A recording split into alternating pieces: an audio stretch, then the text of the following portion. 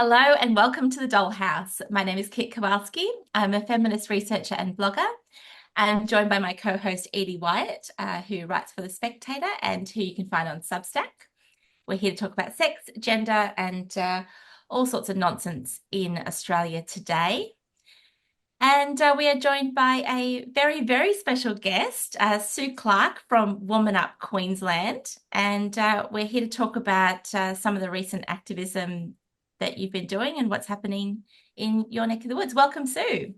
You. Good to be here.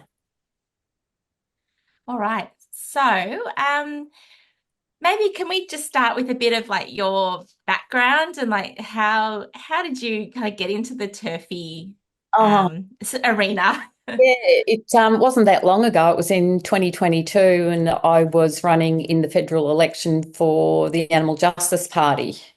And at the time they asked me to run, I didn't seek out to run. And they had no position on gender ideology. In fact, I didn't really know about it. And Mm, I was a latecomer. And so there was no position, even though they ask you to run, you still have to go through the process of being interviewed, and there was nothing mentioned. But in April of 2022, not under my candidate's profile, but under my personal Facebook profile, I just liked an article which was about men and women's sports and how the advantages men have over women and how it was unfair. So I just liked it, and oh, all hell broke loose. that sounds like a hate crime That was right there. Yes, Didn't you yes, like one of my articles at one point? Or there was someone, might have been someone else who liked one of my articles and got in or shared it. it was Linda because Linda. at Yeah. the time, yeah, but Linda knew a bit more about, well, this issue than what I did. And she told me a little bit about it, but I had never commented, never shared anything. All I did, and it was on Linda's personal Facebook page, Mm. I just gave it the thumbs up. And we were both called in by the committee and in a secret location in a park north of Brisbane for 3 hours because we were being told how we were unkind. And anyway, so that's how it happened. But Andy Medic, he was the Yeah. Animal Justice Party MP in Victoria. He was behind it.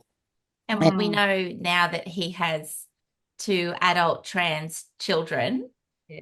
Yeah, and he and the kids are both a little bit off the rails, aren't they? very much so.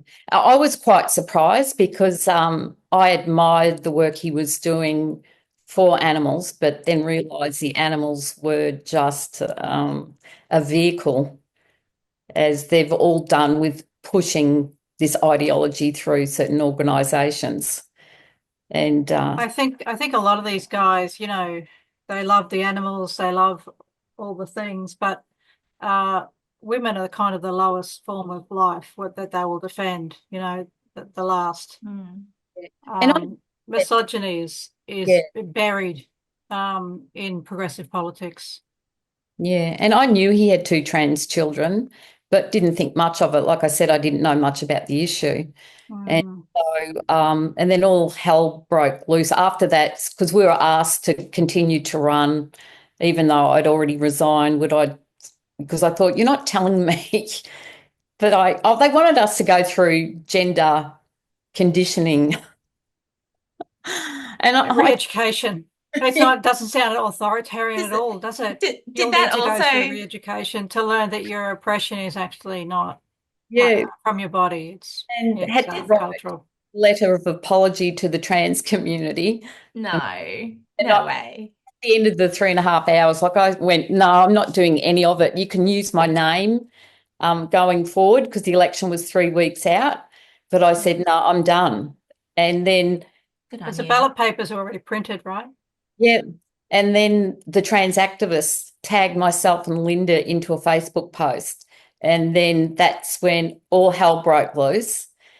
And the Animal Justice Party came in and supported them, not their candidates.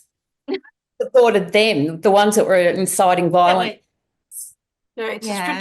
it's a strategic effort to get rid of women um, who are dissident, who continue to insist that their bodies are important, that their sex bodies are important, and they need protection as a sex under the human rights law. Yeah. This is a strategic international effort. Yeah. Like I've heard you talk about animal rights, Sue, and how like sex is so important even in animal rights, like, and even especially like it's so clear, Yeah. in animal rights how like female animals are treated so differently. Yeah. Like cows are milked, chickens are kept in cages, like female chickens, hens are kept in cages, Yeah. like, Yeah. and males killed as babies. Like, Yeah. Because of their reproductive role. You're an old lefty, you're a vegan, Mm. not that there's anything wrong with that. Um, you Yeah. care about animals, you Yeah. care about social justice, Yeah. and you care about women. And now you're entering, you and Leah have set up Woman Up Yeah. We set uh, that 2 years ago. It's in Queensland. So you do yeah. regular free speech events here in Brisbane. yeah, where we've been doing that for 2 years, and they sort of left us alone when we were doing it in a very isolated spot near Parliament House. Yeah. And then we moved out more into the public. So the last 12 months they've been targeting us. Thank God they're not like the Melbourne ones, though. I know. Yeah, they're crazy. Whole new level. The Brisbane ones are insane, but my God, the Melbourne ones. All the extremists, all the right wing and the left wing extremists are all crazy in Melbourne, aren't they? Well, It's but a that's just tinderbox. it's just Melbourne. I think it's because of terrible weather and there's not much to do, and it's just, it's like that. It's a port, sort of a port city mentality. Like they think, Melbourne. I'm going to offend everybody here, but um, like Melbourne, they sort of want to be the capital, but they've got that pretentiousness to them. There's a strong working class element, and I honestly think there's something to do with the weather because they have all kinds of extremism that you just don't have in the other cities in Australia. Like Yeah. they've got Nazis down there. We don't have those. If we have them in Sydney, we don't see them. I've Yes. never seen them. Have we Like, ever seen Nazis turn up to any of the Well, rallies? only when they came up from Melbourne and yeah, right. They're on tour. street But and like left. it, yeah. Like the union movement down there is like really strong and really militant. Militant, And yeah. when they had the Royal Commission into the building industry, it was all about Melbourne. Yeah. Yeah. Um, it wasn't about Sydney. It wasn't about Brisbane. Yeah.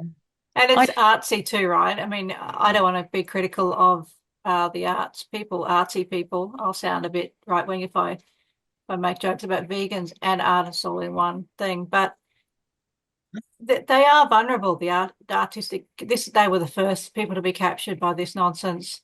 Even in the 90s, my sister. I often talk about doing a humanities degree in the 90s, but my sister at the time, I lived with my sister. She's quite a bit older than me, but she decided to go back to uni as well. We shared a house. In those days, you could do that cheaply in Brisbane, and she did a fine art degree, and the shit they would talk, honestly. She'd bring all her friends around and they'd talk about all the Foucault and all the Derrida and all the stuff. And you think, God, these people, they just live on another planet, that they are vulnerable to that sort of ideology, aren't they?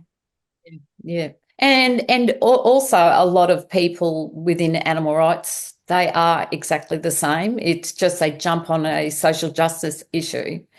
They all of a sudden become vegan, they're right into it, and then something else comes along, they're back to eating animal products.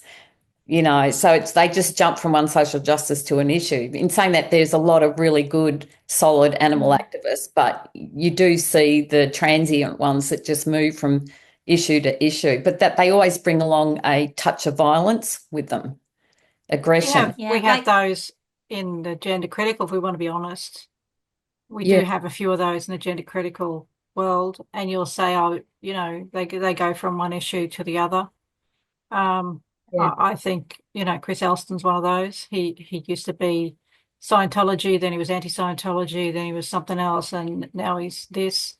They do, you know, they don't seem to have any background. There's another couple in the gender critical, and they've got no, like I used to do I could give you my resume, and you could see what I did throughout my life. All quite different things like normal people at the job. You've had a real job. Um, yeah, but a lot of people end up in this area, and you know, it's better to go with real people. So if we can Yeah, just go, just briefly talk about what your career was. I don't know if you're prepared to talk about that, Sue. I can edit this out if you want. But that's you've fine. been in government. Yeah, I was Um, in the government for 35 years, 32 years, something like that. Yeah, yeah. So Sue's very knowledgeable when there's a campaign on. She knows all the things about how the parliament works, how to get through things through the parliament. When bills are coming up, she's got an ear to the ground about what's happening with the self-ID legislation. She knew when it was coming up, when it was being, all the rumors. So, Sue's not just an activist. She's a very knowledgeable woman, a very intelligent woman. now that's Um, Sorry. kind. Well, it's true. Yeah, it's true. So the thing with our society is not only do they put women on the scrap heap, they put retired women on the scrap heap.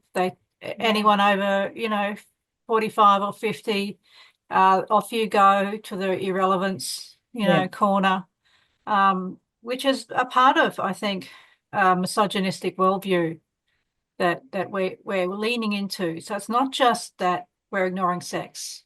yeah, It's the motivation behind ignoring sex is inherently misogynistic. And yeah. you're finding that on the streets as well with trans activists. Mm, And more generally in Queensland, we're finding that violence against women is escalating. yeah, And you've had some incidents as well recently, and you found the police to be, shall we say, less than helpful? yeah, yeah, yeah. I've been assaulted by the same man unknown to me, first on the 19th of March and then on Easter Monday. And they're not helpful at all. They have put another level of stress onto me that shouldn't it shouldn't be that way.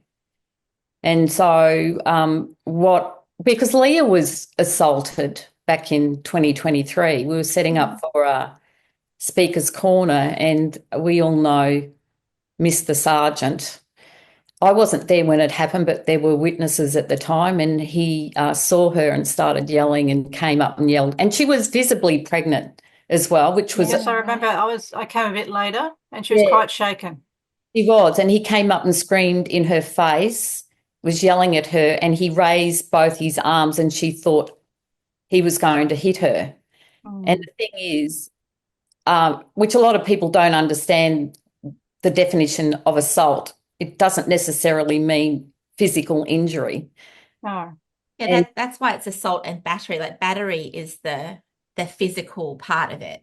yeah, Um, yeah, she thought he was going to hit her. So yeah, And she's quite a tall woman, Leah, too. yeah, And he towers over her. Like she's much taller than me. yeah. And he's a unit of a man, Mr. Sergeant. And so Leah goes to the police and basically said, well, where are your injuries? So the Queensland Police seem to define everything based on injury or death when it comes to women. And with this man, the first time he assaulted me, there were two witnesses, and I'm sure if the witnesses hadn't intervened, he would have physically harmed me. He was just a complete and utter nutcase. And I went into the police, and you would have thought I'd been reporting someone backed into my car at the supermarket. And it was just shocking. And anyway, I didn't know he conceals his face as well, but he How does had, he how does he do that? Sorry, we're um, not talking about Mr. Sergeant here. We're talking about the guy yes, in your local this other area. guy. Yeah. yeah. So what happened? I was going up an overpass, and there was this man standing there, and he was looking out to the traffic, but he had a large white dog. And as you do when I've got two large dogs, and I just sang out, was it okay to pass? And he sort of gestured for me to go past. But when he turned to me, he had a dark beanie on and he had a headlamp, and he turned the headlamp on so I couldn't see his face. So immediately I thought, I'm in danger here. Yeah, right. no, it's okay. And I started to walk away, and he started screaming at me. And he just kept on. And towards the end, when I was getting off the overpass, he screamed out something, and I thought, he's going to kill me. I really felt he was going to kill me. Anyway, he caught up to me on the roadside, and he wanted me to witness his dog maul my dogs. That was what he wanted me to witness first. And I'm screaming out for help. And two women from the high school came running, and they know me. And so they sang out, which stopped him in his tracks. And then he walked off, and I made a dash for the overpass to go to the high school, but he came back and started screaming that he was going to get me again. And the two teacher aides were singing out, run straight into the school grounds. There were electronic gates. They opened the electronic gates because it was about between 6 and 6:15 in the morning, but it was light here because it's not like southern states where that would be dark. And so I ran into the school grounds, and I had a panic attack. I was in a real mess. They were watching to see that he walked off, and then I went to the police station. They didn't care. They just didn't care. Never gave me a crime number, didn't take me into a room to interview me. There was a police officer just sat at his computer and just took details. So it was really, I just felt like they just didn't care. So I wrote to the police minister and complained. And so a few days after that, I get a call from a senior sergeant, and he goes to me, it wasn't an assault, it was an incident. And he goes, under section 269 of the criminal code, it doesn't meet the legal threshold of an assault. And I knew it did, but at the time I just think, anyway, so he said, no, it's not an assault. And I get off the phone, I go through the legislation. 269's got nothing to do with defining what an assault is. So then I wrote back to the police minister, and I detailed it under the sections of which define an assault, and it clearly meets the threshold of an assault. And there were other laws that were broken as well. And so I don't hear anything from the minister until I think it was the 15th of April, and take it to the Crimes and Corruption Commission. The minister doesn't get involved in day-to-day police operation. So women can be You're assaulted the victim. You're on the the street. victim, and you have to do all of this legwork Yeah, to get someone to, I mean, even just acknowledge it. yeah, And yet, if you misgender someone, the Human Rights Commission will yeah, will give you 5 different kinds of advocates that you can talk to, and who will go to the police for you. And the danger of being harassed, like, we talk about Leah and what happened to her, and what happened to you. The thing about this kind of aggression, male aggression, obviously, both those men are a little bit nuts. And the man on the overpass was obviously waiting there for a vulnerable person to come so he yeah, could do this thing to yeah, them. If you do that to women, then you're going to be reluctant to take your dogs out, right? Or yeah, you're going to think about, okay, where can I take my dogs to give them some exercise around the local area, where, so then your freedom, the freedom of women is then restricted. So yeah, to access full citizenship, women need legal protections yeah. against men. Yeah, and so that's what I did. I thought, I can't go down that way anymore. I'll go 30 minutes away in the opposite direction. And he found me. You're And kidding. yeah, He's yeah. stalking you. Well, I don't know whether or not he's stalking or it was an unfortunate coincidence, but I couldn't have identified him in a lineup because of he concealed identity, but I could identify his dog. So I was coming out of the park, and his dog was squatting to do his business. But I saw them, so I sort of moved further away because of, again, large dogs. And he sings out, "Do you remember me?" And so then he goes, he said, "I'm sorry for the way I treated you when we had that argument." And I went, argument. You assaulted me. Oh my God, he just went from 0 to 100. He said, you fucking white bitch, you're all the same. Then he's yelling out threats and it was only like maybe it wasn't that far from Logan Central Police Station. So I thought, okay, he's going to attack me again. So I went to run to the police station and he's in a fit of rage. Like this guy goes into a fit of rage and he races right across so I couldn't get to the police. And he said, oh, so you think you're going to go to the police, do you? And I just thinking, what the hell do I do? And so then I went in the opposite direction and I never looked back because I think if you look back, you're wasting time. You just keep going. And I thought I'll go around the block and go to the police station that way. And when I got there, he was standing there waiting for me. And so then I just went straight into traffic. Luckily, there were no cars, but I thought I'd rather just be hit by a car than this guy. And I got my phone out and I rang 000. And I'm running down the street and I'm saying, this guy, I've reported him before, he's assaulted me, nothing's happened. And so I'm talking to the O operator and then she's saying, well, where are you? And I'm, telling her the street I'm in. She's going, there's no such street. That doesn't exist. I'm thinking, what? It does exist. And so like I'm hysterical. And then I ran up to a road which was well known, a main road, and I had to stand there and I'm thinking he's going to come and kill me while I'm waiting for the police to turn. Wow. But they had contacted the council. It was a council chambers, and the security guard came down to stay with me until the police arrived.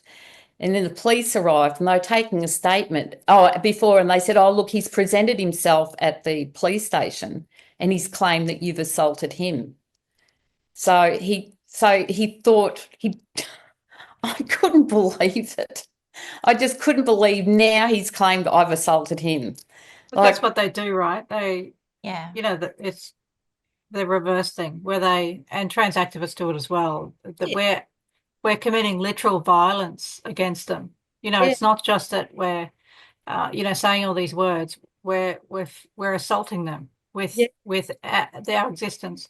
And just as you say, called you a white bitch, it's interesting because there's so much vilification of white women. Even people like Matt Walsh and, all those right-wingers talking about the way white liberal women vote. It's just another way to sort of dehumanize women of a certain race, women of a certain age. It doesn't matter that it's left and right, because on the right you get one side, you might get black women, and on the other side you get white women. It's always the vilification of us as a sex. Yeah. So did you just wondering too, like, did you get a lot of that, like, when you were in the AJP, did you get that kind of comment as well? Like, oh, white women, as a white woman, you need to shut up, or I remember that when I was like really in that kind of lefty milieu is oh, I'm just a white woman. I know my opinion doesn't matter. The majority of people in the AJP were women, but yeah, it was right. Yeah. men held the most. Well, at the time, no, it was a woman that was the head of the party. So, when you look at the ratio, same in animal rights, it was always the vast majority were women with a spattering of men, but it always seemed like the men were the movers and shakers. You go further, it's like teaching, isn't it? It used to be the thing with teaching that almost all the teachers used to be women, and then all the principals were men. The further you go up, the concentration of men increases. So women become the kind of handmaidens, don't they? Yeah. And so what happened, I was standing there with the police and giving a statement, and next thing I see this man coming up to us. And so he's singing out, don't trust her, she's a lie. I can't remember the exact words, but saying that I was crazy, not to believe anything that I said. Like I was shaking. I was such a mess to see him then approach. I'm thinking, what nut does this? He's assaulted me twice. And now when I'm with the police, he wants to put himself between me and the police and make out I'm the bad one. Anyway, two police officers went and spoke to him, and one of them took me around the corner of the building because he thought if he could see me, he may escalate. So they dealt with him, and But they know the way men work, right? Violent men work. yeah, Like, yeah, it's not as if it's a mystery to them. yeah, I hope so not. But he came back two other times. So he tried three times to place himself between me and the police to try and discredit me. And you're not sure you know who this person is? Like you don't know there's any reason why he's No, picked on you or I think he wow. I think he just does this to random women. Oh my God. And I said the first time I reported it, this guy, he will kill someone, um, Yeah. completely unhinged. And the police just didn't take any notice of it. So the two police that came out, they were a lot better than the first lot. They were really good. But at the end of it, they took my statement and they said to me, I said to them, um, he would have done this before. And they Yeah. said, we checked against his name and nothing comes up. And I thought that's No, because because you don't record the crimes. So nothing comes. of So course nothing comes up. You're not recording any incidences. I yeah, mean, in the UK they have non-crime hate incidences, which is women saying true things. yeah, But they don't sort of have the same level of diligence to try and get men acts of aggression from men to towards women. Because all this community policing, they're trying to re-engineer the role of police to sort of police the moral character of the population as well, aren't they? And they're institutionally putting in, oh, well, these are special type of men who are subject to this female soul. There's another special type of man who is a result of, like with Indigenous men, they've got historical violence. They're dealing with historical trauma. So we're going to give them reduced sentences if if they murder their wives. So we're institutionalizing excuses for male Mm. violence of various kinds. I don't care if it's the race of the person. yeah, And then we're not protecting women yeah, is the key thing. We have to, for women to engage in full citizenship. You're in your retirement. You enjoy, obviously, like animals. You yeah, enjoy taking your dogs for a walk. It gives you good exercise. But then your restriction is limited yeah, without any recourse, without yeah, any ability for the people we pay our taxes. You've had a lifetime of paying taxes. yeah. Um, and you've paid taxes for them to protect you, and they clearly are not protecting you. Yeah, a friend actually said to me the other day, Mm. and he was saying that with the gun control, when that came in, there was a contract that the public would give up their arms and the conditional that the state protected us, but the state's not doing that. And, No. looked up, so what can I carry, to protect myself? Like, Well, even pepper spray is illegal, isn't it? All Yeah. those things are there's no. illegal. So I'd already ordered a personal alarm to wear it. But Mm. at the end, when we were finishing up, like I had a friend come out and she looked after my dogs and that while I was with the police. Like this is all out in the open. And then I said, oh, I get my personal alarm next Monday. And they both looked at me like that was wrong. And I said, it just makes noise. It's not an assault. Mm. And I thought he's assaulted me twice and I get a look like that because I need my personal alarm. Yeah. Yeah. And I went to the police. A friend of mine uh, was sexually assaulted. And she was a refugee from Syria. I was part of a group in the church that were looking after the young refugees because my husband speaks the language. Obviously, I don't, but because the young people picked up the English quite quickly, I was working with a lot of young kids helping with their phones. There was a guy, middle-aged kind of guy, who was born here but is of Middle Eastern origin, who was taking a leadership role in the church and throwing off all these red flags. So I wrote a few letters to the leadership of the church and said, look, this guy's having in the Baptist church, a man doesn't have like a Bible study with a girl. That's not Yeah. done because it's a red flag. It's a safety issue. So he was having these Bible studies with these young Syrian girls, um, taking them to his home. His wife, he said his wife was there, but I talked to the girls and they said she would go out and come back. You know, she wasn't really involved. So for me, it was a red flag. Anyways, he waited for this girl to turn 18. She was only 15 or 16 at the time. The dates are strange. You know, the birth date was wrong. Almost a couple of months after she turned 18, he went to her house, got her drunk, and sexually assaulted her because she had left home as well because her father was violent. You know, anyways, I took her to the police. I said, we need to take this to the police. She said, well, I've got no proof. I said, you still have to report it. The way the police treated us was shocking. You know, they said, oh, I said, look, she's 18, I know she's 18, but we need to. And the guy at one point rolled his eyes at me when I talked about consent. You know, I said, well, what would you call consent? Yes, she let him in the house, but that Mm. doesn't give him, and she drank the alcohol, but that doesn't give him consent to touch her sexually. And he rolled his eyes, you know. It's like, Was that how many years ago was that? Was it it was about 4 years ago, I think, so that the real? incident happened. Yeah. It was, and obviously when the refugees came was when the war was in Syria. Yeah. Yeah, So it wasn't that long ago. It was down in Logan City. It was that big police station at Woodridge, I think. that's like a Um, police station. is that, yeah. Well, it really shocked me, you know, because you pull yourself out of your little, you know, inner city, you know, listen, you know, I'm in a Greens electorate now, and everyone's all progressive and oh, we're all going to make a better Mm. future. You go two steps sideways to the way someone who is an actual refugee actually lives, whose father is Yeah. actually violent and is forced out of home and is preyed upon.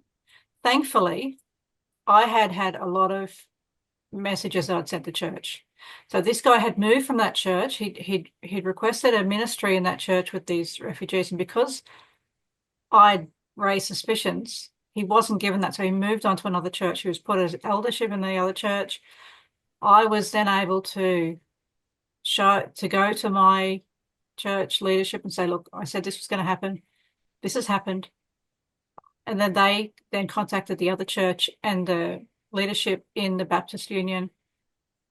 And he was, you know, uneldered and put out of any position of authority in the church.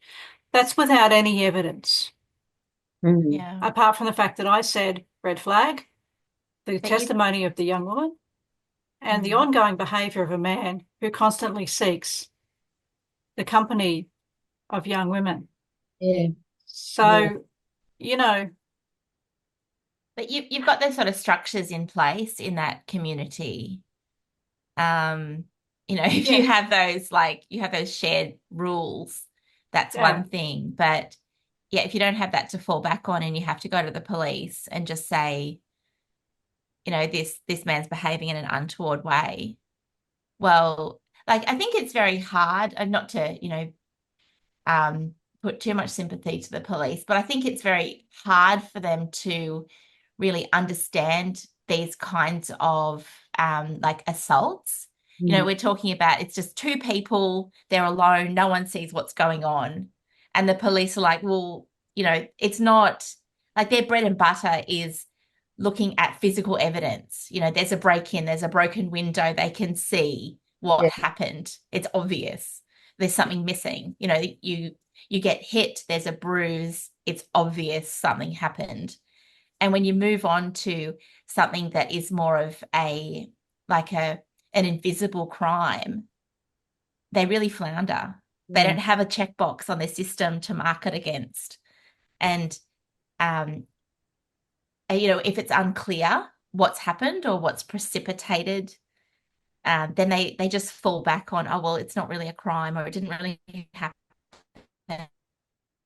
But if nothing's recorded, taking it serious, can't, catalogue what the actual evidence is. They sorry, did have, you stopped for a minute there. You froze, so I didn't know you're still talking. so where it happened in the park with me and him, there was a camera right there. Oh, so right. It doesn't work. The camera doesn't work. Oh, When they told me that, I just broke down. I thought, because they were saying where I was last time, oh, there's no cameras there. We could yeah. check, we could check, but they weren't going to. And they didn't even record it as an assault because there's an online crime map. Hmm. And my brother went onto it, and there was an assault in the same spot 5 days earlier. And Oh, Oh, so, really? yeah, Okay. so I rang up because I didn't think they recorded it. So I rang up Crime Stoppers that night, and I said, I just want to make sure that my assault was recorded because it's not showing on the crimes map. And she said, what's your crime number? And I went, they didn't give me one. And because I was in a state, I didn't think about it. And she said, well, go back to them the next day and tell them there was an assault in that area 5 days beforehand and get a crimes number. And so I go in to the police, and this time it wasn't police, it was just public servants at the counter. They were just as horrible to me. And I had to give her my driver's license, and she checks and she goes, there's no record here. And like as if I was lying. And anyway, I said, well, he sat right there, and I told her the time. And so she goes and she looks at the, what do you call it? The roster. And she goes, Yeah. oh, he's out the back. I'll go and ask him to come out. And she comes out and hands me a card with a crimes number on it. And she goes, oh, we had your wrong date of birth. They took my date of birth 3 times when I was there. Wow. So, if it's not recorded, like even, I have a family member who's mentally ill, and, you know, my husband rang the police. He's in Sydney, concerned about something one day, and they said, oh yeah, he's known to us. Like, I know he hasn't actually been charged with a crime, yeah, but because he's been involved in public incidences where he's been screaming, shouting, and he's a bother to the police. He's known to the police. So this guy obviously knows what he can get away with, and what you can get away with in Queensland is harassing women yeah, yeah, and abusing women, because yeah. it's And not considered important. yeah, and I actually said to them, can I take out a restraining order? And they said there's no such thing outside of domestic violence. There's no legal avenue for me to stop him from doing this to me. Wow. And so he can continue to do it, and I can't stop him. But now that they know his identity, I want them to charge him with the first assault because there were 2 witnesses. Mm. And then they said to me, how do you know it was the same man? I went, because he said, remember me, Yeah. and his dog. Mm. But, and I kept thinking, he preys on women in public, and it doesn't matter what time, because it was around between 6 and 6:15 in the morning in March. It was bright, there were people around. And then I rang 000. They said at 7:50. So, and that park is busy, and it was Easter Monday. He just doesn't care. And the public, but they did have cameras on the top of the council building, and they were checking those. But I've not, and I was told at the end, they said, look, we'll either text you or email you your crime number. They never did. No. Not heard from them. But in the minister's letter, they gave me the name of a senior sergeant who I could contact. This is before the second assault happened, and I've been trying to phone her. She doesn't respond. They just ignore you. So I rang up Police Link yesterday and said she's not returning my calls. So they said we'll send through an email. So that's what they do. They do. The Labor government did that. ministers. They just ignore you. The police are doing it. They're just ignoring us. And so I contacted Fiona Simpson, the Minister for Women, and I contacted her about my concern with the police not recording violence against women. And I got a response to that. And they said, oh, it's, you've contacted the police minister. But then I sent it back after the second assault, and I said that the police minister said he doesn't involve himself into the day-to-day operations. Not heard back from her either. And I thought LNP would be different to Labor, that they'd actually respond. But now we know that if they're in opposition, they'll respond. They'll do something about it because they want to win government. They want to win your vote. But once they're in power, they don't care. No. Well, if a woman is so terrified that she's seeking refuge in a school, and you have that evidence from teachers, like that's an issue. If you're being harassed on the street, the fact that they won't make a record of that. Yeah. One of the women was rung the morning of the second assault because I gave them her number, and they rang her to get her side of what happened that morning, and she told them, but nothing. I can't back about anything. So the Crimes and Corruption Commission now, my complaint is with them, but they pick and choose what they will follow up. They can turn it. No, we're not going to follow up. We're not taking the blame. It strikes me listening to you talk, like just how like knowledgeable you are in the systems and how like in the bureaucracy. Like I told you, Sue knows everything. If this happened to me, I would literally, like, my only recourse would just be to never walk my dog again. like any other person, any other woman this happened to, like, we wouldn't be able to even know to access all of these systems. So it just strikes me that even someone with your knowledge is not able to get any traction to get this kind of looked at. I've got post-traumatic stress disorder from magpies. Oh. There's certain places I won't walk with my dog because of the magpies. Even out of season, I get terrified. So you would feel, and I don't even know. I start to think about. I think, oh, what month is it? I can feel it as I walk the streets. I can, fear. And trauma is associated with place, I think. Yeah. So you must, even if you walked over that overpass today with a group of people, you would still feel that. Yeah. As soon as you got to that place, you would feel the terror. Well, I saw him again today. Oh, did you? Oh, wow. Yeah. And as soon as I saw him, I ran up to the intersection. I thought if he comes near me, I'm running straight because it was so busy, this intersection. I'll just run straight into the traffic. So then you're always, this is what I'm saying, you're always, in your mind now, is set. You're always living in fear. Yeah. This is what male violence does to women. Even if it's not a punch in the face, even if, like, we hear this, old women are over the top, about violence, but it becomes systemic, and it doesn't matter if they're wearing a dress. It doesn't matter if they're not wearing a dress. The indicators in your body are still the same. And what concerns me is, and we've always said that this sex self-ID allows predatory men access to our spaces.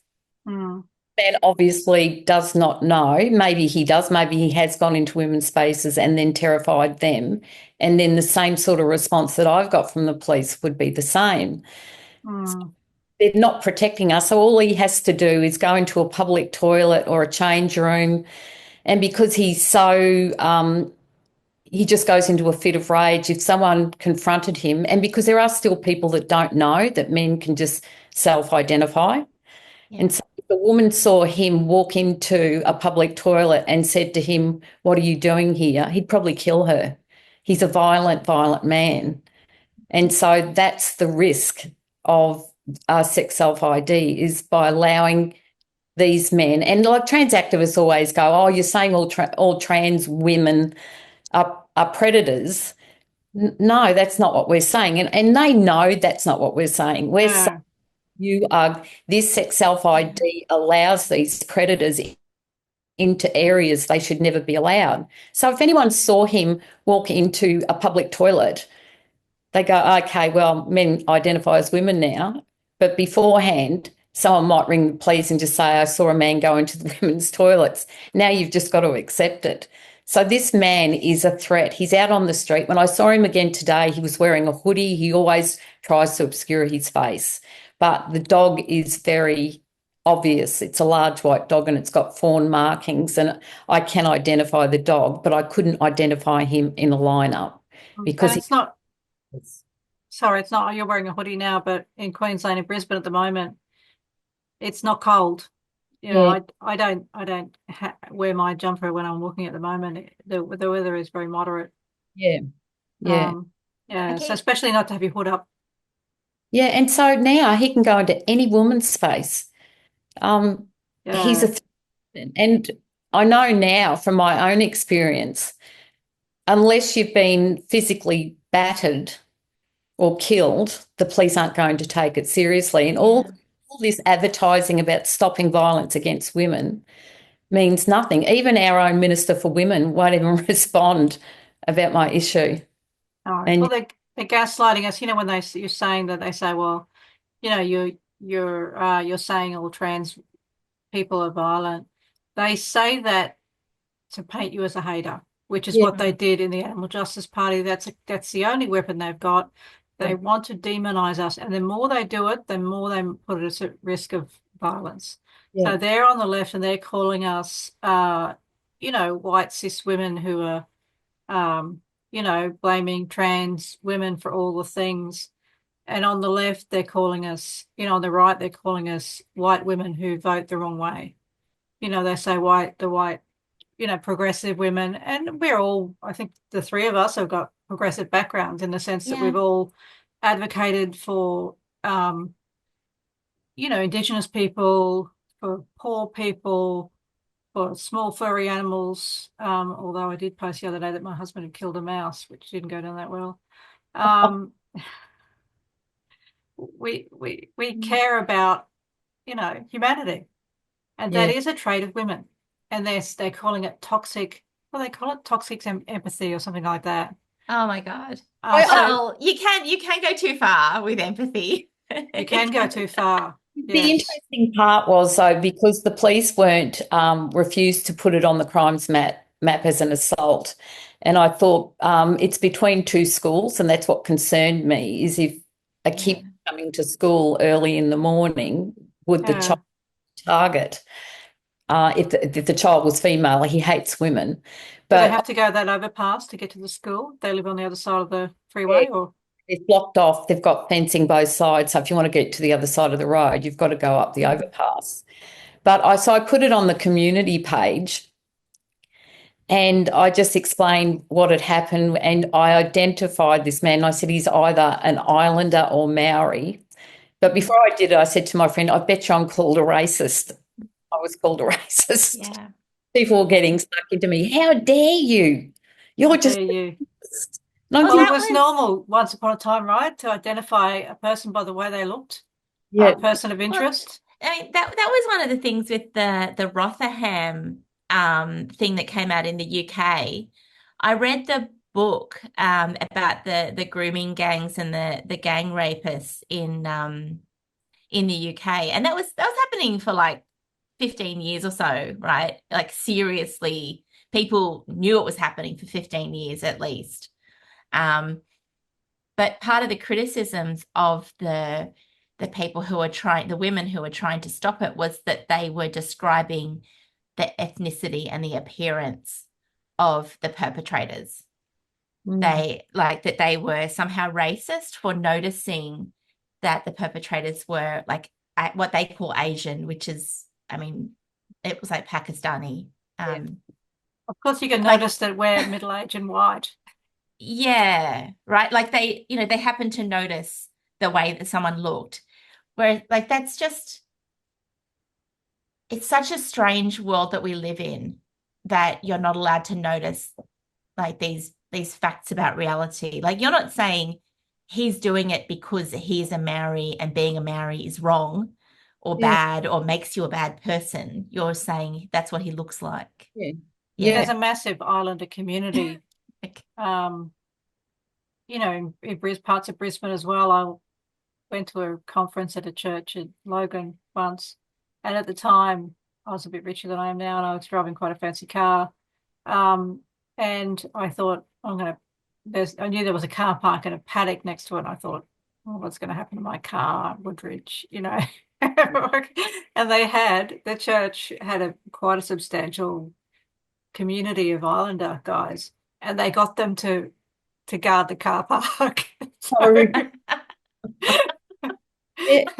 I But, thought, I shouldn't have assumed this man was a man either. So, Well, he might be a woman. no, Like, he how might dare have a you? gender identity. Yeah, that's right. We're assuming all these things about him.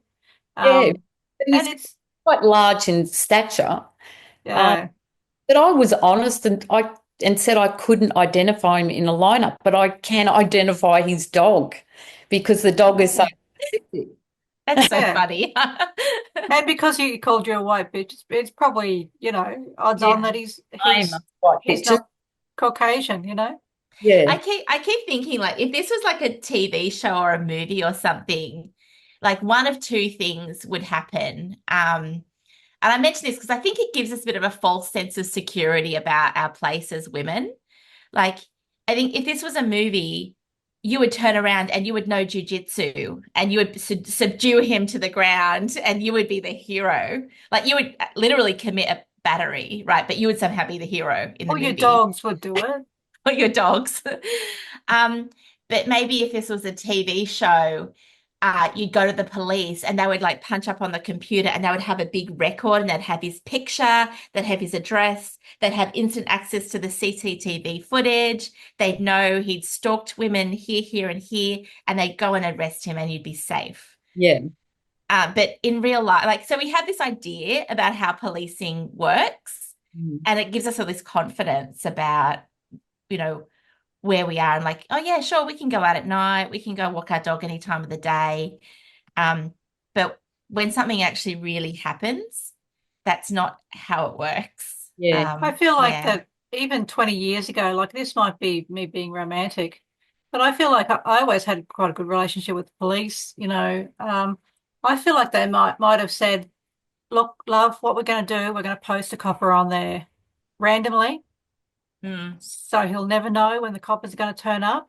It's a proper, important passageway. He's obviously harassing females. So we're gonna make sure we monitor that and we'll get back to you. We'll let you know.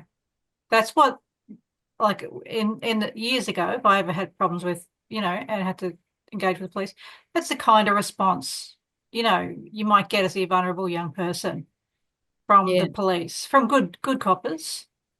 And even if they had said that, even if they had said, look, legally we can't do anything, but what we're going to do, we're going to write it down so that if there's a problem with him, if there's a record on file, and we're going to keep our eye on that location in the yeah, community as a hotspot, yeah. um, for predators. Like I said, the second lot, the two police that came out, they were really lovely, but Yeah. they said to me, it's highly unlikely he'll be charged. And I'm thinking, well, the first assault, you've got two witnesses. We now know who he is. Hmm. Like a 67-year-old woman assaulted a man that previously, as if I would go up to this man after he assaulted me. Like when I realised who it was when he sang out "Remember Me," my heart sank. I just thought I was just immediate terror. And why would I? But it just seems. I think the council, they say they got cameras, they don't. I reckon they're false cameras. You've And thought about getting like a GoPro or something? yeah, I've got a GoPro, but what I'm going to do is Facebook Live so people can watch it live. Yeah. I think with the GoPro, if you've got on Facebook Live, then straight away people know. If it's Mm. GoPro, it's just a record. Mm. But yeah, but the concern is with this man, I have no doubts. I've got no evidence, but I have no doubt in my mind that he's been doing Yeah.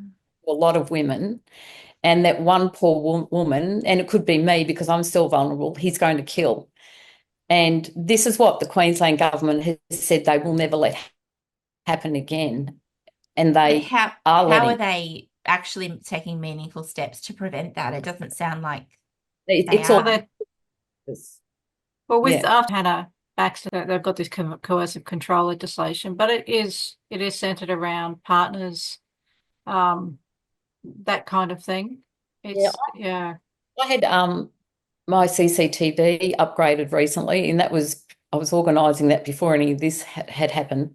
But the guy from that business told me that he knows a police officer, and the funding that the Queensland Police get, it's 80% towards domestic violence, 17% for traffic infringement, and 3% for all other crimes. So they're not. Seriously, Yeah, 80%. yeah. That's what he told me, yeah. And he said that's what he was told by someone he knows in the police force. So, It just sounds like Queensland is a hellscape. yeah. Um, Yes. Well, look at yeah, us with what we've gone through with doing Speaker's Corner. Like with Billboard Chris, when he went into the mall, and it's yeah. mall management that control the area that we go into, and he was just standing there with his billboard. He gets moved on by the police, and he gets a $806 fine. And for 12 months, we've been assaulted. It's just ridiculous, the double standards. And yeah. But look at the attention he gets. I mean, you know, I'm no fan of his, but look at he's all over the Free Speech Union. All the blokes are coming up to defend him. yeah, Nobody gives a shit about women, you know. yeah, Uh, and there's been speakers' corners long before Let Women Speak came to Australia as well. yeah, No one takes any attention. yeah, And then all of a sudden, you know, there's a flashpoint, you know, and it all blows up. yeah. So, So yeah, let me just correct something too. I said Hannah Baxter, that's his name. Hannah Clarke is her name. Sorry yeah, yeah, about that. yeah. No, that's fine. Yeah. So, I don't think because even with the police that I was speaking to on the second assault, and they were going, "Did he physically injure you?" And I said, "Do you understand what the definition of an assault is?" I don't think even with the Peaceful Assembly Act that Queensland has, the trans activists are always in breach of that. Yeah. I've seen video of them coming up and basically taking over the spot where you're standing. Yeah, And you said, and you and I think Leah saying to the police, "We're allowed to be here. yeah. Are you going to like tell them to move on?" And the police just stand there, like, They're entitled to be here. Yeah, we've got yeah, to take that They seriously, are. that sex-based intimidation. Yeah, When, we all know what it's like. We all know what it's like when a man, he's not going to hit you. He's not going to violate the boundary because he doesn't want to get put in the prison or make it look like he's, being an aggressor.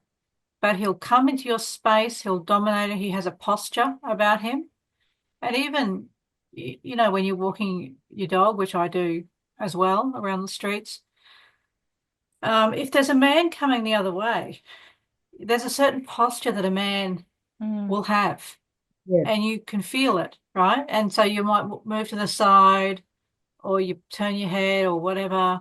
You just Yeah, kind of try and make yourself a little bit invisible so yeah, because that he won't yeah, you notice could you.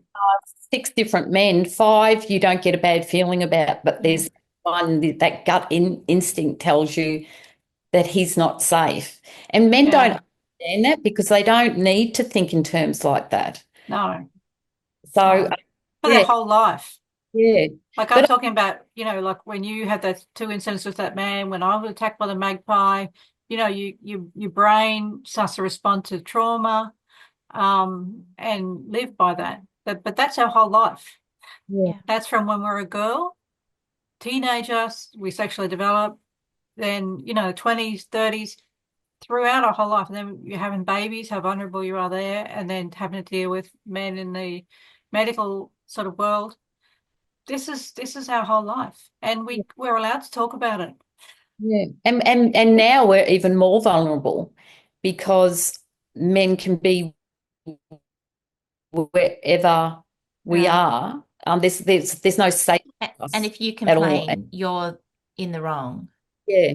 Yeah, we're constantly Yeah. questioned. Like the problem with taking sex out of the law is not just men in bathrooms. The problem with taking sex out of the law is that our oppression is removed from our sex. So women are no longer considered structurally vulnerable because they're females. Yeah. So there's no place in the law to see that about. I was just talking about the other day because I was doing a database. I'm trying to sort some data for a website, and you know, the first thing you do is you get categories. You get categories, and you attach attributes to those categories. You can't, if you have a category that's female and it includes males, there's no way for you to sort out. You have to put some indicator there. There's no way for you to find the females in that data set, which is government is basically a data set and the law. So you can't see women. Now that the law can't see us and they can't see that we're structurally vulnerable. And I know that we're going to get more and more of this problem of women just living their lives in an ordinary manner. And they say, oh, it's not trans women. It doesn't matter. They're Yeah. men.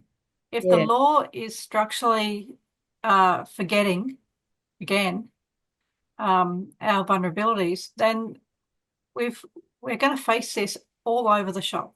And it's giving the green light to any predatory man to do what he would do. He would try and get a victim. Now it's like a smorgasbord. He can openly do it to anyone because the police aren't going to do anything about it. The No. not going to do anything about it. And I think the big problem with the police is they don't understand the laws they are enforcing. Like with the Peaceful Assembly Act, those trans activists have breached so many laws in what they've done. And even in July, when they actually came in and assaulted us, and the police were there were two women that got hurt. One got punched in the head, and the other one was pushed to the ground. And the police saw it and just shrugged their shoulders. Like I didn't see that, but the two women. That's crazy. Like, I mean, yeah, there is almost this attitude that like if there's a protest, and I think we saw this in Melbourne the other day, like the trans activists just went feral, and I think the police almost have this attitude of, oh, if there's some sort of protest or there's some sort of political action, then they kind of expect it to get wild, and it's Well, kind they of are, but we're okay. not. We can't get Yeah. wild. No, you can't get wild. You can't go misgendering. But, No. they expect, oh, there's going to be some shoving and we're just going to cop that. Like, we're going to let that happen. If you're going to be a Yeah. hate speeching, Yeah. then the men are going to get crazy. And you see And it. I'm it's doing your fault. research at the moment into, the suffragettes and all the original protests from 100 years ago. And they were the violence they faced Mm. was off the wall. And the propaganda, the way they were demonized in the press constantly. And then they went to protest, and it was just men would just beat them up on the street, Yeah. like just randomly. And then the women would get arrested. Yeah. So this is not new. Yeah. We have worked to protect ourselves in the law from male violence. And now we're just going to see an upsurge in it all over the place, not just from partners and, wankers that we meet on the internet, but just random guys in the street. This guy might be, let's give him the benefit of the doubt.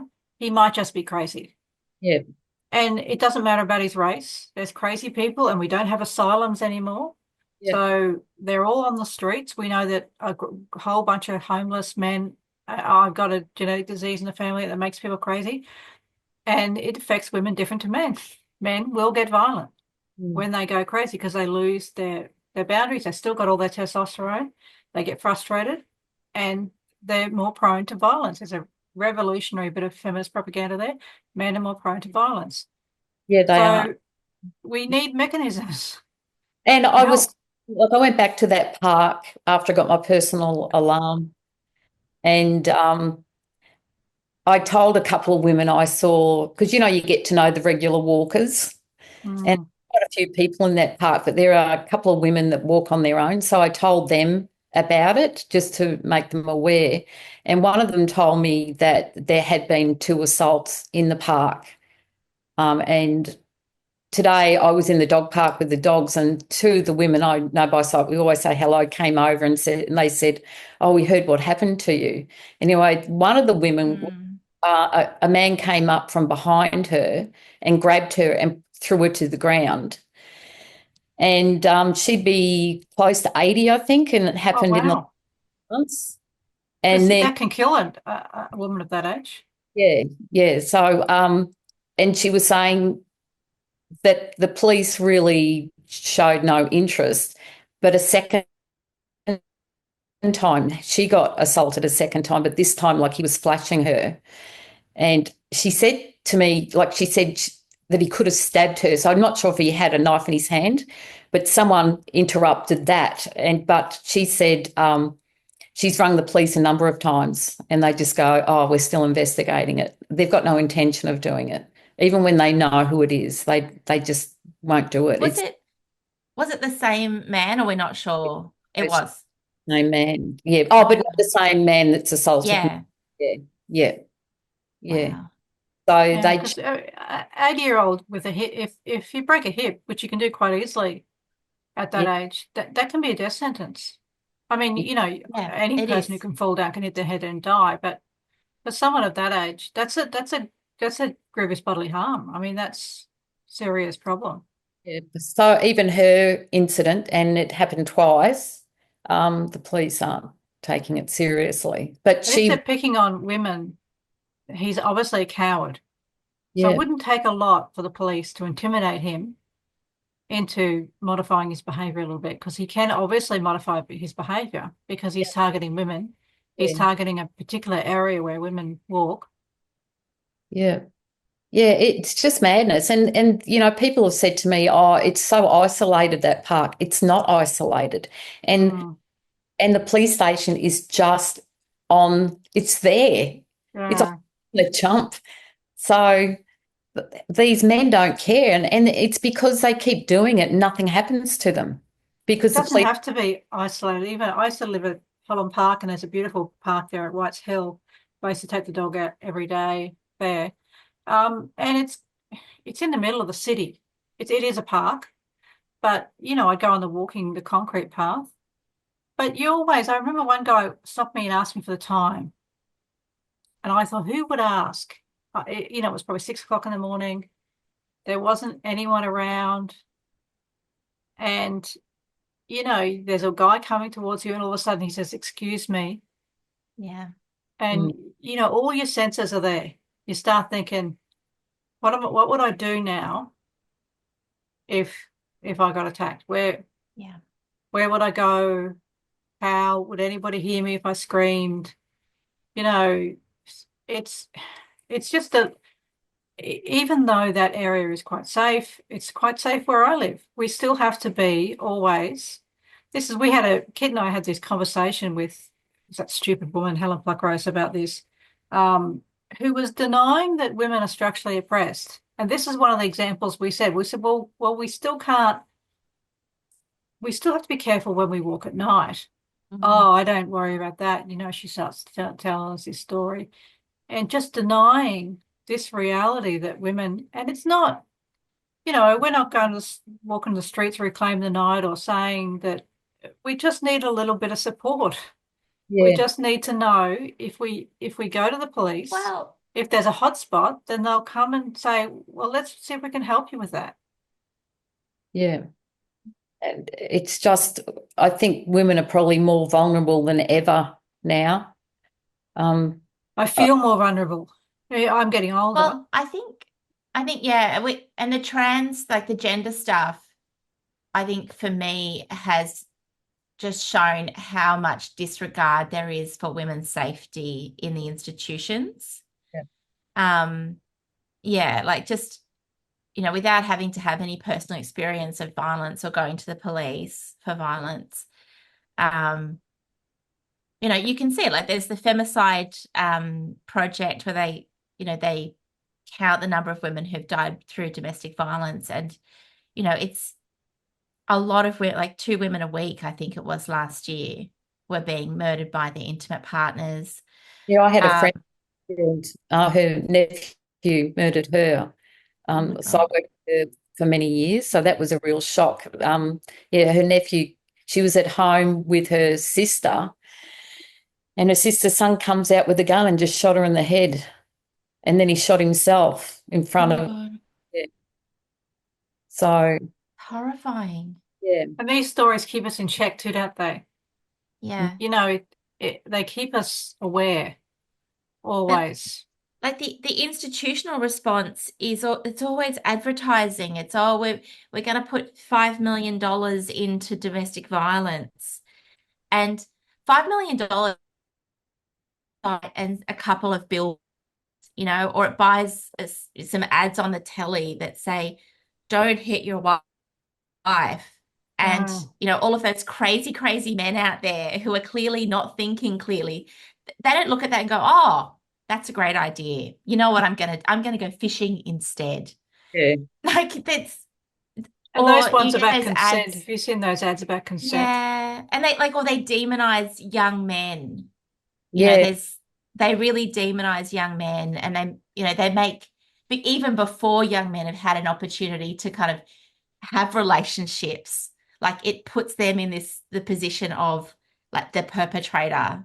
And yeah, yeah, they go about it. they do nothing. They do nothing to address the actual problem. And on the other hand, we're here and we're saying, listen, you're putting in actual laws, actual policies, and your actual behavior contributes to this problem by ignoring us, by minimizing the problems real women face. And they're like, oh, go away, you bigot. Yeah, By erasing the vulnerability of sex, when we all know it. Even, my daughter went out for a walk a while ago, and I could see my husband was uncomfortable. What's wrong? She said she'd be back by now. Where is she? She Mm. shouldn't be walking at night. And she's a grown woman, and she just went to see a friend or something, and it's streets are lit up. But there's a constant knowledge that there's, and I think our inner cities are getting less safe. And maybe our consciousness, these community Facebook pages, I'm not sure they're a great idea either. They're full of insane people. If you want to know how insane your neighbors are, please join your community Facebook page, because it'll show you. And Mine they're is full just of full of Karens steam too. steam cleaners. Everybody in my Oh, neighborhood is really? like doing a steam cleaning business. Steam They're cleaner. all- Oh. Well, ours has a rule that you're only allowed to advertise on a Tuesday or a Wednesday or some sort of day. I don't know what it is. But then there was a breakaway group because of the censorship on the first one. And then the second one is next level crazy because it's like the new Twitter. It's like, well, if you want to include the crazies.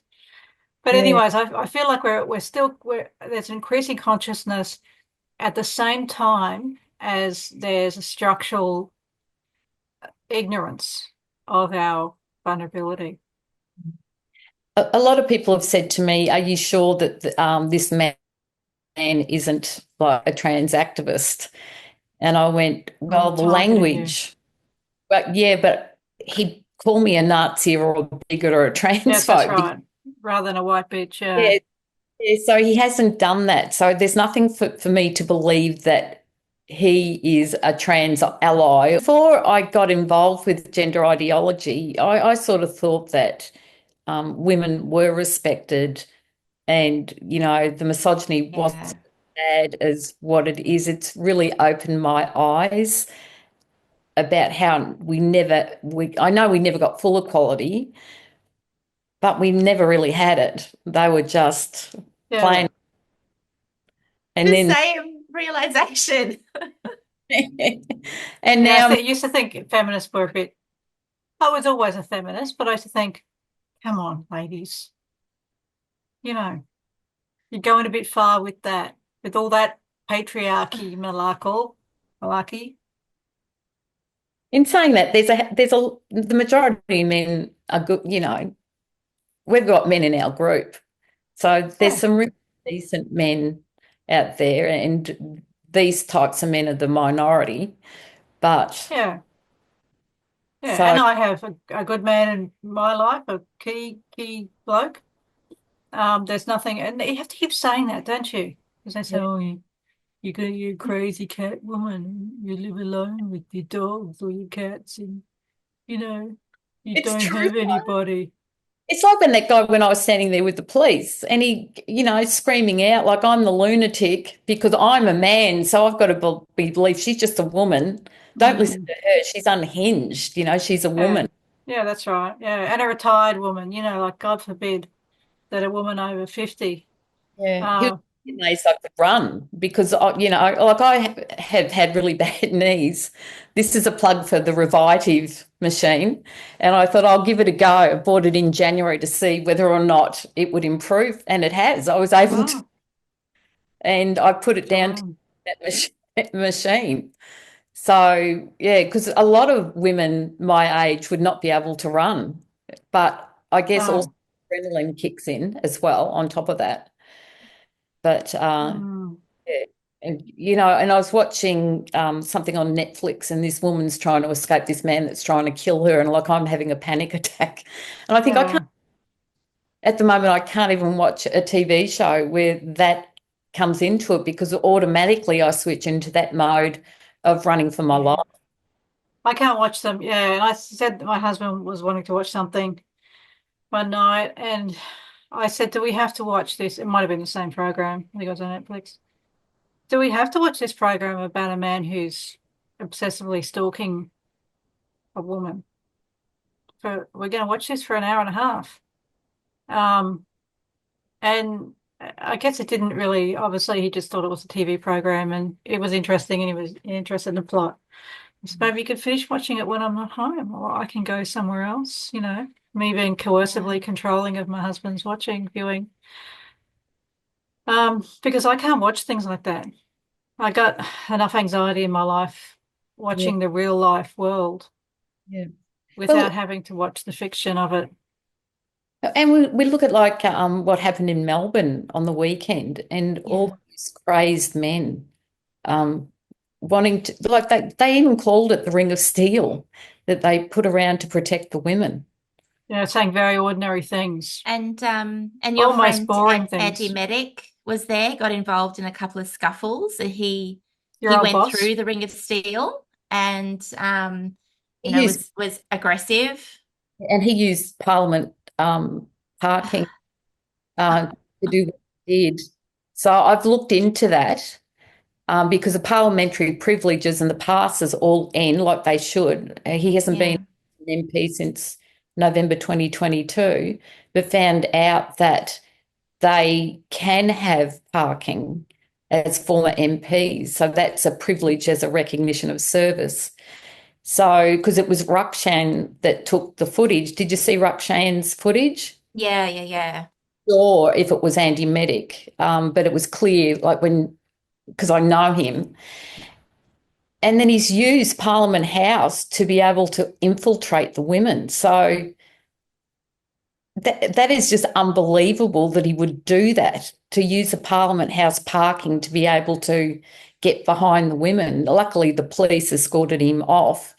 But I was speaking to someone on email, and there was an action in Melbourne last year, and she said that they were driving off, and Andy Medic jumped onto her car. And as she was taking off, was hanging onto her car. He was trying to get at her. This man No. really unhinged. Yeah. And he was also, the papers reported, because after all those women dispersed, um, then like at the end of the Rukshan video, basically, all the women just like, okay, well, let's go home now. Off we go. And they just, toddle off like middle-aged women. Um, and then I think the TRAs didn't get enough like of their aggression out. And apparently they marauded through the CBD for 4 additional hours, in like putting stuff in front of trams, and there's video footage of someone with a street sign that they pulled out of the ground, and they were walking along with a pedestrian street sign, all in masks, and passers-by were like, they were also chanting, Palestine trans rights, Palestine trans right, like weird. Very. And then Andy Medic got into a scuffle with a member of the public who obviously took exception. And the way the papers reported it obviously was, oh, women's rights rally ends in violence. Women speak, and Um, therefore men get violent, and but it therefore it's a was, problem that women have spoken. But they also called it yeah, a clash. It wasn't a clash. The women didn't clash. This, yeah, No, they all went back to their crochet. yeah, yeah. So stereotyping crochets. to have a clash with the opposing views, isn't a clash like a two-way thing? Yeah, Not, like a clash of rights, for instance, that they've refused to report on. yeah. Yeah. So the media did portray it like the women were, unruly as well. But Uh, and it was in Rukshan's footage, and it was there were the police came and broke up whatever was going on. But then these trans activists have handlers. Have you noticed that? Well, no, tell me more. Yeah, so we've noticed that in Brisbane, when Anna was having the events in the city, and it only happened a few times when that was going on, but they were the younger trans activists, but there was always a middle-aged man that would stand back.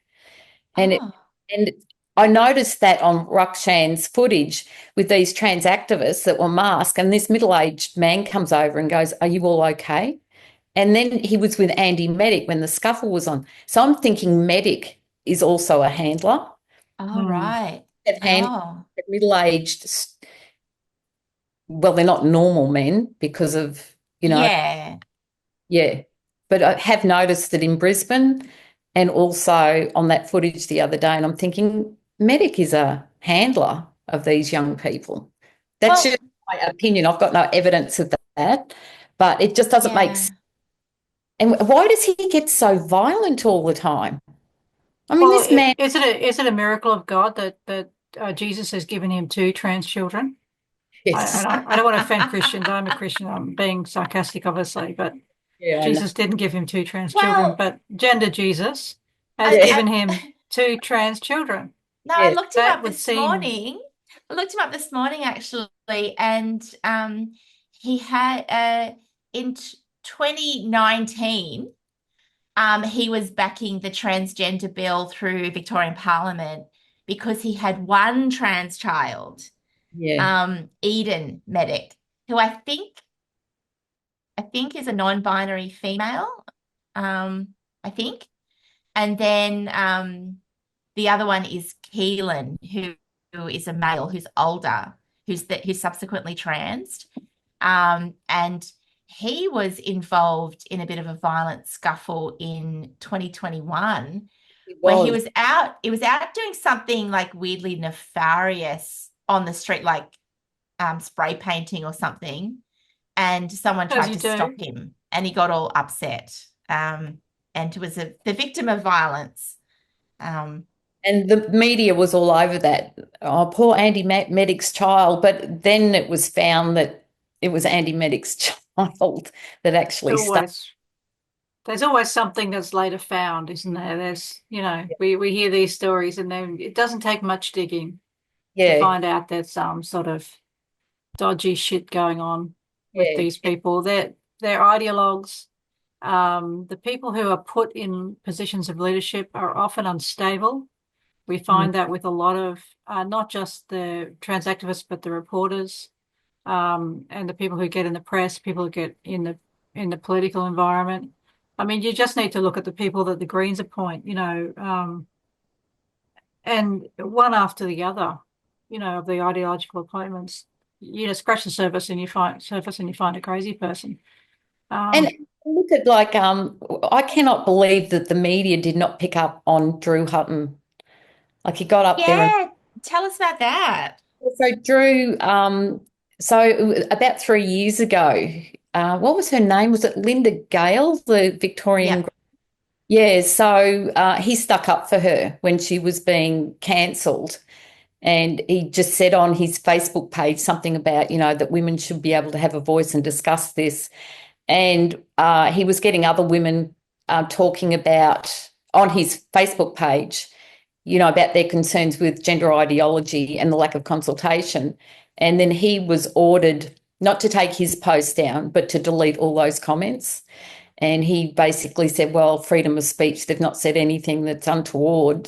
They're just expressing their concerns. Anyway, they suspended him from the party for that because he wouldn't remove the comments. So it'd gone on for 3 years, this. So, but he was a founder of the Greens, wasn't he? He was a founder of the Queensland Greens Yeah. in 1991, and then he was a co-founder with Bob Brown in 1992. I didn't realise the Queensland Greens were before the Australian Greens. Yeah. So, yeah, so they suspended him. He was a lifelong member. He co-founded the Australian Greens. He gets suspended because he believes in free speech. And so he came along to our event on the 12th of April and he got up there and he spoke about what happened to him. And he said he realises that they'll never lift the suspension. So he decided he would come out and make it known. And he said that amongst other people, that the Greens have become a cult. And Yeah. you would think that like Peter Dutton would pick up on that. If the co-founder of the Australian Greens believes that the Greens have shut down free speech, What about that Rita Panahi? Did you send it to her? I think someone did. I think someone, Yeah, yeah, because that's yeah, something that she might pick up on. She's got, she's always keen for content. yeah, yeah. And I know people did say that they would send it to her, but no media has picked up on it. And I did send it in an email, like the footage of him saying it to Peter Dutton. Didn't use it. And I Mm. just think, is a coalition trying not to be elected? Are we going to be stuck with Oh, the Greens? I think they're terrified of Trump Yeah. or the Trump Yeah. effect, the Trump being tarred with the Trump brush.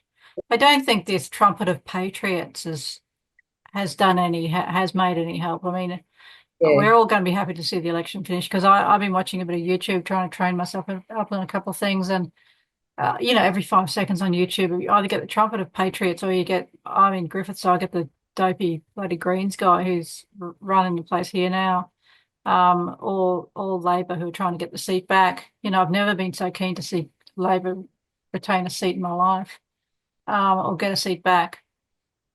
It's a circus. Even that I don't think Clive Palmer's serious. I don't know if you think he's serious or not, but I mean, he had that resort on the Sunshine Coast. think he still does. I've got a lot of family on the Sunshine Coast, and everybody there hates him. yeah. There's not a person that you'd meet on the Sunshine Coast who doesn't despise the man for the way he treats his labour, the way he handles himself. It's a very small little community up there. Um, I, Just stupid name though, trumpet of patriots. such Yeah. bloody idiots, That woman's driving me insane. She's on my YouTube every 5 seconds telling me how she's gonna. They would have Yeah. spent Have you seen on media. have you seen the endorsement from Tucker Carlson? Yeah. Like I quite liked Tucker Carlson and then he started endorsing Clive Palmer. I was like, oh, you've gone down in my estimation, Tucker. I did tell you about the aliens, to be fair. I know, I know. There was a warning. There was some signs there. I was speaking to someone that went when Tucker Carlson was in Brisbane, and the what is it? The big entertainment centre? What's it called? Boondall Entertainment Centre or something? Hmm. Was packed out. Really? Tucker Yeah. Carlson back out Wow. the entertainment centre. But the media said hardly anyone attended. But someone went and they said there were thousands upon thousands of people. Wow. Really? Yeah. The Because if there media, wasn't that many, he would have gone to the convention centre, right? It's a bit yeah. smaller. I haven't got the wrong one. I You're just you gonna. cannot trust the media. Like you just I want to go back. I want to go back to 5 years ago when I just thought the ABC tells me the truth. you know. Fool's Like, paradise. It was a fool's paradise. no, but it was like life was simpler. It was a much better Yeah. time. And probably for Drew Hutton as well. You know, Sue Yeah, was saying before that Drew Hutton was all on the trans train at one point until he said, no, no, let someone speak and then receive the same treatment that you had, the same treatment that so many people have had, where they say, no, no, no, just let's just hear what this person has to say. yeah, Reasonable thing. I had that when Trump got in the first time. Speaking of Trump, when he got in the first time, I was all the progressive. I couldn't believe it. You know, I was all in love with all the Democrats. And then when he got in, I thought, well, let's see how he goes. And that simple statement, all of a sudden I got piled on. I thought, what's that about? This is a democracy. They voted him in. Yeah. Yeah, yeah, sure, we yeah. think Americans are a bit dopey. They voted him in. Let's see how he goes. What's wrong with Well, saying that? And it was like, that he's literally Hitler. Well, really? Is Is, he? isn't that Hitler also got voted in, right? Like Yeah. people forget that. Because the thing, like when Trump first ran, I was like, oh, he won't get elected. And then when he did, think, well, people did vote for him. Like you've got to listen to what he says to see why he took, why did people vote for him? Mm. Um, and it's like, well, Hitler got voted in. So you need to look at it and go, well, what is it that he's saying? What are these people saying that is actually resonating with so many people? And it's not just like five bigots in a corner somewhere. It's yeah. it's hundreds of thousands of people are casting their vote.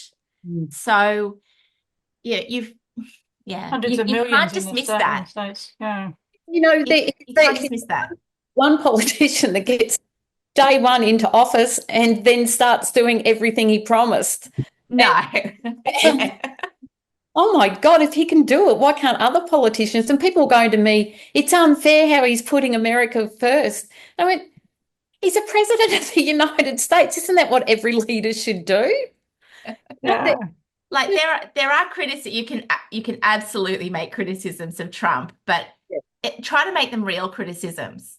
Like Yeah. Well, try to pick up on if the Labor real get thing. in, I'm going to go and stab a doll of Trump with a pin, I think, Oh, because I think that's how they feel in yeah. Canada right now. It yeah. just, you know, we're all going well. The Conservatives we was trying to convince the Conservatives to take our issue on board. And then Mm, all of a sudden, Trump comes in with his big boots, starts mm, calling everybody, you know, his servants. Um, and all of a sudden, we're losing ground again. yeah. And, you know, I do appreciate what he's done for the gender. He's listened to the TERFs. You know, when he came in, I thought, oh, maybe he'll listen to the Conservatives like Matt Walsh, and take that approach, which the Conservatives in America, like they've blown their trumpet a bit. Um, but their approach wasn't successful. You know, if you remember the Hobby Lobby thing where they started to try and ban the the trans people from the bathrooms or the men from the women's bathrooms, but they called it trans people. They didn't Yeah. take the feminist approach. And then they just kept enshrining in law, kept losing and losing and losing and losing, and it getting worse and worse and worse because they took the wrong approach. Well, when Trump came in, he did listen to the TERFs, and so has Nancy May. They've listened Nancy to Mace, our she's approach. amazing. Yeah, that's She's from Ace. great. Yeah, yeah. Something that, So that's a good thing. That's good Trump, and there's bad Trump. yes. And I don't have any problem with talking about that, like without going insane. Yeah, exactly. But one, and there's another really good thing he did. Like they uncovered that they were transing monkeys, rats. Oh, Like, yeah. yeah, Wait, so what? yeah, they were What? mutilating the bodies of Yeah, monkeys. they've been doing that for a while. And we've been Yeah. saying to the animal rights people, like your people, why don't you stand up for the poor little animals? And Yeah. they were captured as well.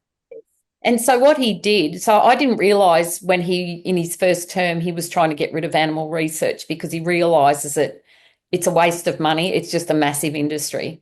I didn't Yeah. know that. And so he comes in his second term and they find out about the transing of these animals and what they're doing to them. And there was a Senate, I don't know if they call it a Senate inquiry over there, but similar to what we have here. And they were talking about what was going on with the animals. So what they've done is they've reduced animal testing in the US by 30% this year Yeah. and then completely phased out by, I think it's 2030 or something. All right. You would think the millions and millions of animals that will be free from animal testing would be celebrated in animal rights. No, they won't even talk about it. And I thought, so do you care about animals or do you care more about your hate for Trump, who has just done something that no other leader in the world has done? Yeah, wow. And that's how much they hate Trump, is they won't even talk about it. And I've just Googled it. Like I'm gobsmacked. Like there's multiple sources. Oh my God. Gender affirming hormone therapy for animals. Far yeah, out. yeah. I can't even. I guess logically they would have done testing on animals, I suppose, but How do they find out if the rat identifies with the opposite sex? I know that they've been using for a few years now with rats. They want male rats to be able to carry to term. yeah, Yeah, yeah, they've been yeah. trying to I guess do I've heard the of womb that. transplants, yeah, and it's very cruel. And so what they ended up doing was attaching the female body to the male rat to see whether or not the female. Can you imagine if this happens with humans? But it always makes me wonder, all these young girls that are getting rid of their Yeah, uterus, their what are they body doing with parts. these uteruses? Are they using them for research? You know, Oh, translating in. It just doesn't make sense to Well, me. they would start to die too. They that would one of the atrophy. things that Yeah. happens, isn't it, when when the female organs are starved of estrogen, is they do start to die. Okay. Yeah. And if they continue to die, they'll kill the But host. using the female rat uterus to attach to the male, but it's just It's a cruelty, of I course, guess yeah. like Even worse than my husband killing the mouse with the broom. yeah. like this idea of, and you see this a lot on social media, this idea that we're just parts, oh, I would give my uterus to a trans woman so that she, quote unquote, can have a baby. Like we're not Lego bricks. Like we are full people, our bodies, and that's really what feminism is about, in my humble sort of opinion. It's about just the right of women to be full people, Mm, to make decisions and to steer our own lives, um, to to not think of ourselves as a collection of functions. yeah. Yeah. But you see this, like the young people, they're so indoctrinated with this idea of, um, we're just functional parts, like we're a service to Mm, be provided. And when you're young, the service is sexual access. And then when you're a little bit older, it's reproductive access. And then I don't know what the older women provide. They don't provide anything. That's why they put on the shelf. That's That's why why they're that's demonized. why we're that's Once why they're we're the not, evil white women once they're not, bigots. sexually attractive or, reproductively useful, um, they're just, they're Although, have ignored. you have you heard about the granny phone sex line? no. Uh, This these is are a the things I don't story want to know about. that I think old story. But there was a lady who was older and she decided to start a phone sex line back when they still had those, I guess. Um, and it was the granny phone sex line. So she recruited a bunch of older women, and but most of and the kind of the heartwarming, quote unquote, aspect to this story was that most of the callers, they just wanted to have some sort of like a maternal reassurance chat, so it wasn't necessarily sexual. It was um paid by the minute for a maternal interaction with an older woman. So no matter what it is, we can still be commodified. Don't worry. But there's also like there was, Sluts I and nannies. yeah, but even women, there was that 90-year-old last year in New South Wales, and he broke into the aged care facility Oh, yeah, and raped her, and she died 2 weeks later. yeah. And a month later, another, the same thing happened. but the woman was in her 70s in an aged care facility and she got raped. And then just recently heard of another one, 84, I'm not sure which state, same thing happened to her. So it doesn't matter what age, No. like they're raping babies. So they'll start from babies and even like a woman who's 90 in an aged care facility. And you This just is what think, intersectionalism should have been about. It was used to be about multiple levels of disadvantage. So we say women are structurally disadvantaged. Um, it doesn't that doesn't go away. You don't disappear that to say other people structurally. Then you say, okay, women are more disadvantaged when they're older, when they're disabled. The highest rates of sexual assault um, are on disabled women. The highest rates of Yeah. kind of sexual assault outside intimate partnerships are on women who are the more disadvantaged a woman is, the more vulnerable she is to these things. So then we say Yeah. Indigenous women, another extremely high level of risk. So, we've got all this stuff wrong where we start to erase. We think, okay, if we erase women, then we won't have to see it. We can't see it because structurally we can't recognize it, that it comes from the body. So we say it comes from culture, it comes from the heart of men. So we start saying all men, need to take responsibility for this, which is, there's a kernel of truth in it. But we've messed up the whole foundation. We haven't messed it up. It's It been wasn't us. it's been a deliberate, strategic assault from governmental agencies, particularly international government agencies, which have population management experiments which erase women. And this is a result of it.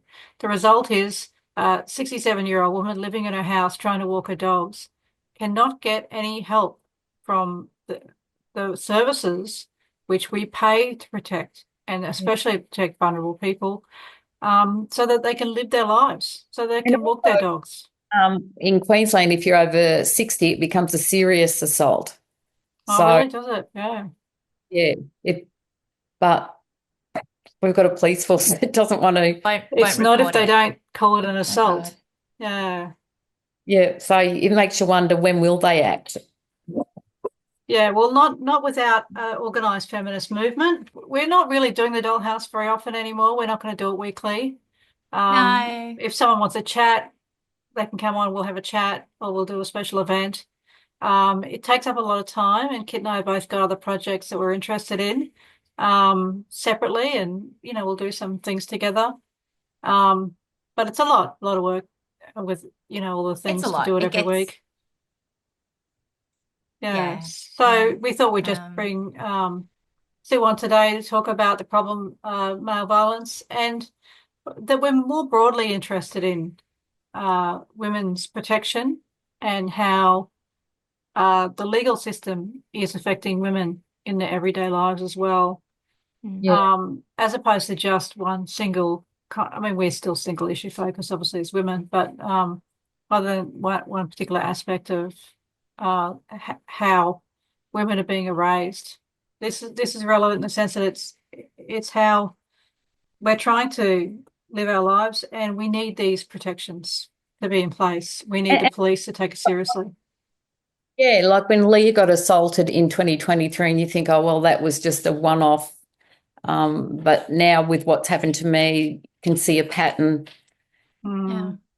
that, yeah, they're not recording crimes against women, and yet we're more vulnerable than we've been in the last how long, how many decades? So, We yeah, were safer on the streets than we are now, yeah. I Yeah. think. Yeah. And, if you're like, it's one of the compromises of like a civil society. You pay your taxes, we have a state, the state takes control of protection and safety. And, if we lived in like a lawless tribal society, there'd be other ways to deal with this. Like you wouldn't have to, go to the police, but they're there. And the promise is that they keep you safe and that they Well, it use keeps these us, like they use these processes, they use the administration, they use their apprehended violence orders to actually like allow you to go live your life and walk your dog. Yeah. Yeah, well, it's supposed to protect the society from patriarchal structures, right? Like in another world, Sue might call up her son and say, look, there's this bloke down here. And which is in a patriarchal society, women are reliant on familial males to protect them. So they might ring up, you might ring up your cousin or your brother and say, look, this guy's harassing me. Would you mind going and beating the shit out of him? Yeah. That's what would happen in a patriarchal society. There are protection mechanisms, but because patriarchy is a unstable system and it disproportionately disadvantages women, we have these protection mechanisms in the state where we're supposed to be able to go to the police and say, look, this bloke's harassing me. Would you mind giving me a hand? And they're constantly hiding behind legislation now, these guys, rather than using the legislation to protect individuals, they're using it to protect themselves against having to do the job we pay them to do. Well, they're actually not enforcing the law. That's what they're like with the Peaceful Assembly Act. And now with the assault, it's clearly thresholds have been met where they're being breached with Peaceful Assembly Act. And also with what's happened to me, they're choosing not to enforce the law. Yeah. So I guess, and the police are always saying they're under-resourced. So maybe are they trying to hide the stats against, violence against women? Is it intentional? Because when Leah was assaulted, it was a Labor government, LNP government. So is it a systemic problem within the police? My answer would be yes. In government and whole. Yeah, police is part of that.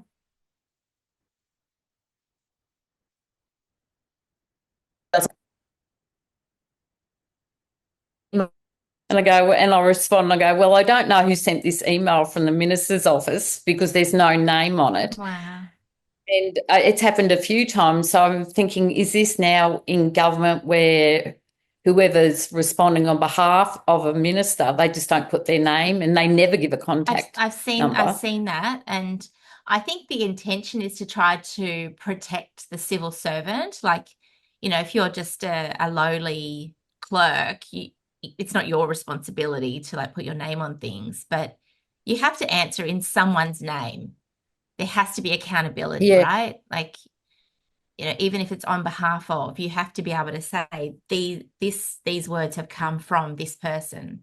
Or like even when I was in the child support agency and I was delegated with with an authority to do what I was doing, I didn't need to put it under the name of the the secretary or whatever. You have to put your full name. So there was always that risk, but the higher up you go, the expectation is greater that you do put your name. So this is why we protect the public service, right? We protect them because they're empowered they're by accountable. us. Yeah, to do the job. We would take it very seriously if someone tried to stalk a public servant for their job. We used to. Yeah, well, now look at Sal with Fentiman. She just blocked him. Yeah. That's a minister for women. That's an actual constituent. Yeah. It's like that was just so galling. And they said it was a mistake. Like even if Sal is like, even if someone's a serial complainant, right? Even if Sal was a horrible person and was, being abusive or anything, next week she could have a literal legitimate concern that she needs to discuss, right? You can't just block your constituents. And we get those people, even when I worked in government, you get your crazies, and you think, oh, this person's, oh no, they write every week. We still have to respond to them. They take up government time, but it's part of the process. You just have to keep responding to the crazy people.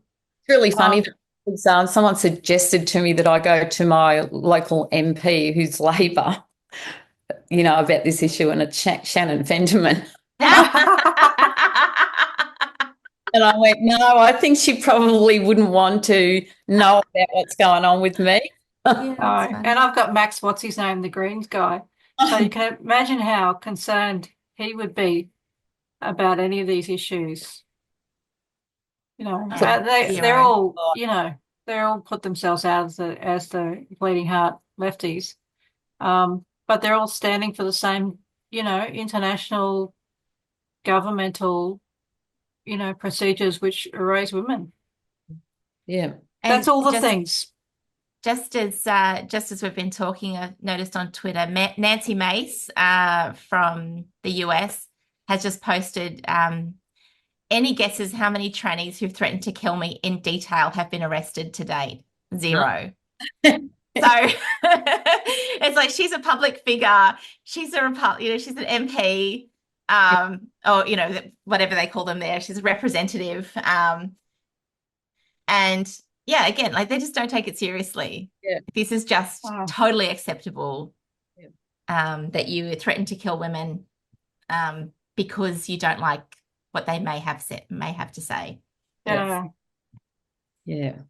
All That- right. All right. Thank you so much, Yes. Sue. It's been a wonderful conversation. Thank you. And thank you for sharing. I know like it's a hard topic to talk about, the everything you've been through. But you've got to, my concern, I've had to speak about it because I'm concerned he's going to eventually really harm someone. So, Yeah. Yeah. And they'll say, So they'd make no record of it and something happens. Let's just, obviously he's knocking down old ladies. If no one's made any comment about it, like there's no pattern there. So they don't, oh, it's out of the blue. yeah, it's yeah. yeah. Well, we All know right. that we're not a priority. We're not even a consideration for government. No, they're erasing us, but we're not going to let them. No, that's And right. well done Yes. with when's your next Speakers Corner event? 25th of May. 25th of May. Okay. Awesome. So people can come and catch you if they're in Brisbane, and see you on YouTube if they're not. Yep. Yeah, and Woman Up YouTube, you put that out regularly, don't you? And you've had some good guests on there as well. We haven't done it for quite a Have you? while. Oh, With the corner. Yeah, but Leah's so just the busy, live events on. You put the live events up there, don't you? busy Yeah, with two little kids. with So her babies. yeah, yeah, and she's Yeah. yeah, That's the but thing about women, if I can make one more point, is that women who are in the midst of their childbearing and all the rest of it are very busy. And with my research recently, I've been reading about, the fairly middle class suffragettes and those women who fought for women's rights. Most of them were middle class. And someone wrote about how problematic this was, that they didn't include working class women and black women. Those women in, 1890 and to 1920 or whenever it was, they were working and raising children. They're very busy. When you're working class and you're having to work and raise children in that time, or you're stuck in a system that's not far removed from slavery, you don't have time to go and organise politically. It's very difficult. It was just the middle class women who had the means and the time to make these political organisations. That's the reality of women's lives. We're having How to dare take time they? out of How dare very they? busy lives. Sorry? Yeah. How dare they? How yeah. dare they? Yes, how dare they not be you I wonder know. if they were told to get a life like we are. Oh yeah. They were, yeah. The They were. propaganda's all very, yeah, like In they're not animal, at home. They've got these some of the propaganda has the man at home with the baby, the sad man, because his wife's become a suffragette Yeah, and the poor he's thing. he's been abandoned by the woman. He's a cuck, basically. Yeah, poor old bloke. He should use his fists a bit more often and get his women under control. Here's the implication. yeah. All right. Thank you so much, Sue. And thank you to our audience. Thank you for joining us in the Dollhouse. Please like, share, comment, and subscribe. We're on Spotify and YouTube, and our show notes are on Substack. I'm Kit Kowalski. I'm here with Edie Wyatt and Sue Clarke. And we don't know when we'll be back, but we will be back at some time to When we talk feel like about it. whatever it is.